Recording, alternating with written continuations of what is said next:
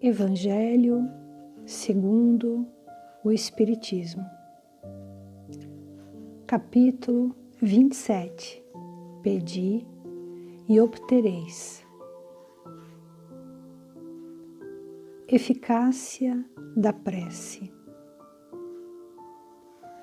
Seja o que for que peçais na prece, crede que o obtereis e vos será concedido o que pedirdes. Marcos 11, 24. Há pessoas que contestam a eficácia da prece, baseando-se no princípio de que, conhecendo Deus as nossas necessidades, é supérfluo expô-las a Ele. Acrescentam ainda que, como tudo se encaixa no universo por leis eternas, as nossas súplicas não podem mudar os decretos de Deus. Sem dúvida alguma, há leis naturais e imutáveis que Deus não pode derrogar ao capricho de cada um. Mas, daí a crer-se que todas as circunstâncias da vida estão submetidas à fatalidade, vai grande distância. Se fosse assim, o homem não passaria de um instrumento passivo, sem livre-arbítrio e sem iniciativa. Nessa hipótese, só lhe restaria curvar a cabeça sob o golpe de todos os acontecimentos, sem procurar evitá-los. Não deveria tentar desviar-se do raio. Deus não lhe deu a razão e a inteligência para que não as utilizasse, a vontade para não querer, a atividade para ficar inativo.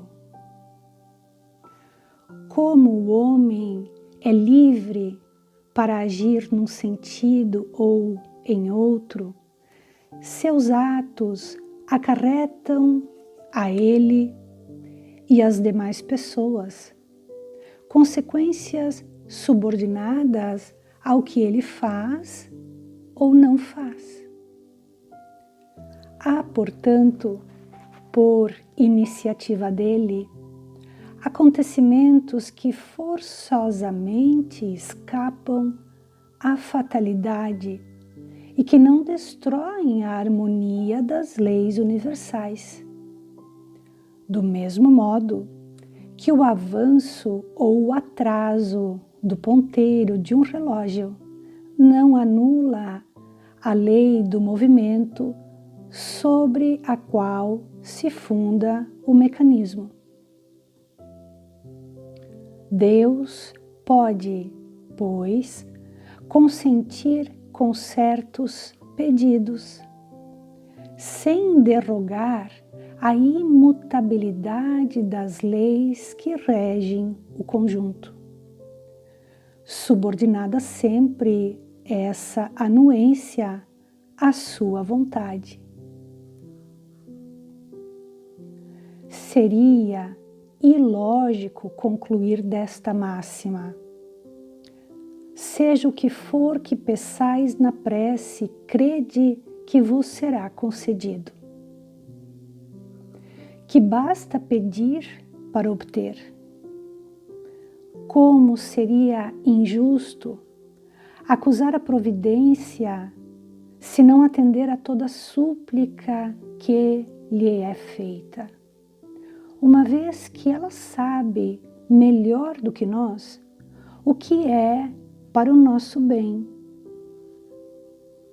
É assim que procede um pai criterioso que recusa ao seu filho o que seja contrário aos seus interesses.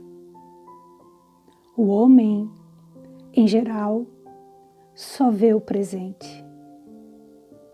Ora, se o sofrimento é útil à sua felicidade futura, Deus o deixará sofrer como o cirurgião deixa que o doente sofra as dores de uma operação que lhe trará a cura. O que Deus concederá ao homem, se ele lhe pedir com confiança, é a coragem, a paciência e a resignação. Também lhe concederá os meios de se livrar por si mesmo das dificuldades, mediante ideias que fará que os seus espíritos bons lhe sugiram, deixando-lhe desta forma o mérito da ação. Ele assiste os que se ajudam a si mesmos, conforme esta máxima: ajuda-te, que o céu te ajudará. E não os que tudo esperam de um socorro estranho, sem fazer uso das próprias faculdades. Entretanto, na maioria das vezes, o que o homem quer é ser socorrido por um milagre, sem nada fazer de sua parte. Tomemos um exemplo. Um homem está perdido no deserto, sofre de sede terrível, sente-se desfalecer, cai por terra, pede a Deus que o assista e espera. Nenhum anjo lhe virá dar de beber.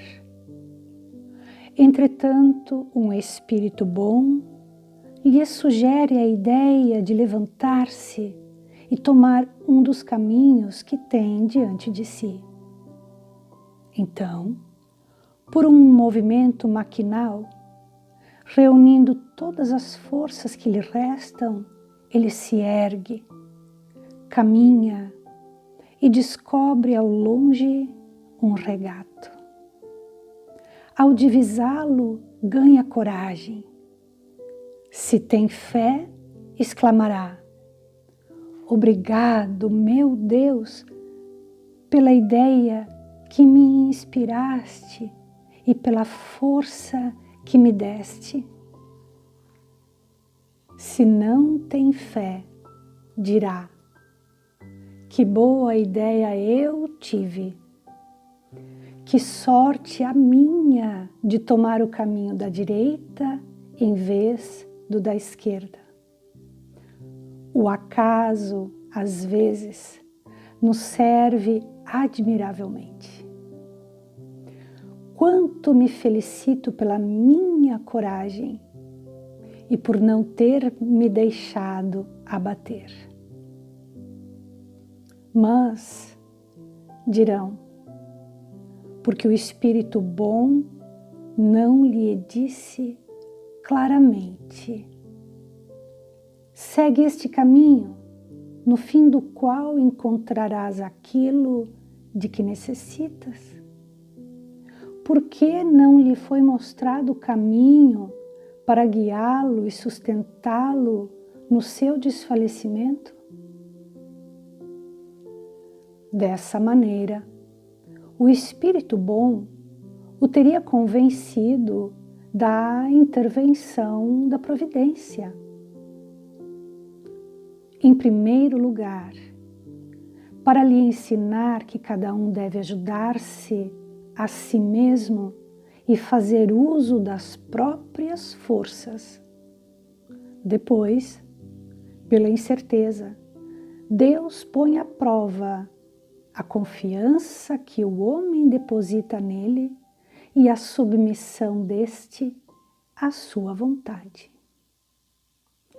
Aquele homem estava na situação de uma criança que cai e que, percebendo alguém, se põe a gritar e fica à espera de que venham levantá-la.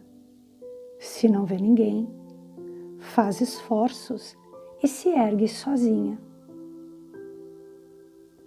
Se o anjo que acompanhou Tobias lhe tivesse dito: sou enviado por Deus para te guiar na tua viagem e te preservar de todo perigo, Tobias não teria tido mérito algum, fiando-se no seu companheiro, nem mesmo teria precisado pensar. Foi por isso que o anjo só se deu a conhecer ao regressarem.